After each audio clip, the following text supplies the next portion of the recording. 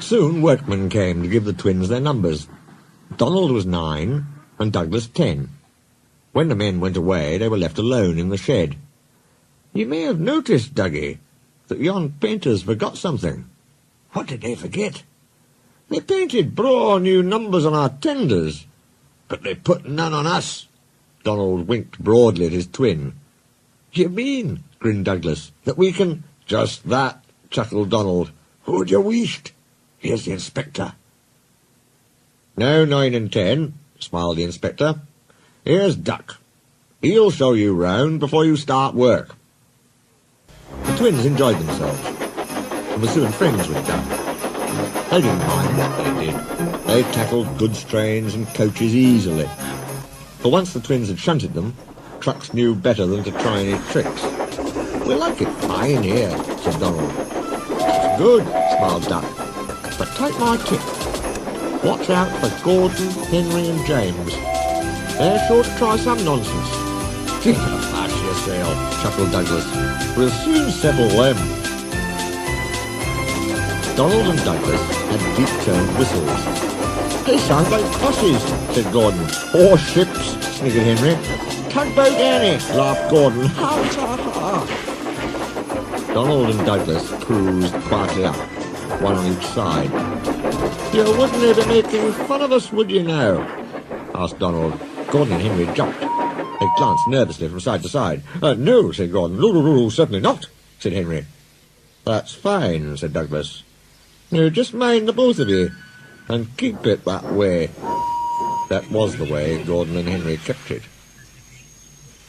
Every day, punctually at 3:30, Gordon steams in with the express. It is called the Wild Nor'Wester, and is full of people from England, Wales and Scotland. There is also a special coach for passengers travelling to places on Thomas's branch line. When the other coaches are taken away empty, engines have to remember to shunt the special coach to the bay platform. It doesn't wait there long. Thomas, with Annie and Clarabelle, comes hurrying from the junction to fetch it. Thomas is very proud of his special coach. One afternoon, Douglas helped Duck in the yard, while Donald waited to take a goods train to the other end of the line. As Duck was busy arranging Donald's trucks, Douglas offered to take away Gordon's coaches. Douglas was enjoying himself when an awful thought struck him. "I hope the fat controller doesn't find out I shouldn't be here. I couldn't abide going back." He worried so much over this that he forgot about Thomas's special coach. He pushed it with the others into the carriage siding, then ambled along to join Donald at the water column. As he went, Thomas scampered by, whistling cheerfully. Soon Thomas came fussing. "Where's my coach?" "Coach?" asked Donald. "What coach?" "My special coach that Gordon brings for me. It's gone. I must find it." He bustled away. "Lost sakes," said Douglas. "I'm on a stowed the special coach with the others." "You see that?" exclaimed Donald's driver. A mob of angry passengers erupted from the siding. "They're complaining to the fat controller.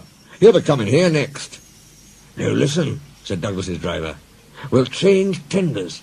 Then I'll wire with ye, Donald, and take yon goods. Dinna fash about us. Quick now, do as I say." The fat controller and 3 passengers walked towards them.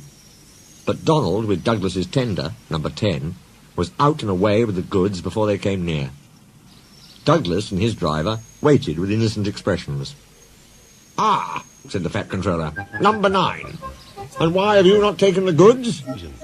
"My tender is awa, sir." The driver showed him the tender, still uncoupled. "I see. Some defect, no doubt. Tell me, why did number 10 leave so quickly?" "Maybe, sir," put in Douglas, "he saw you coming and thought he was late."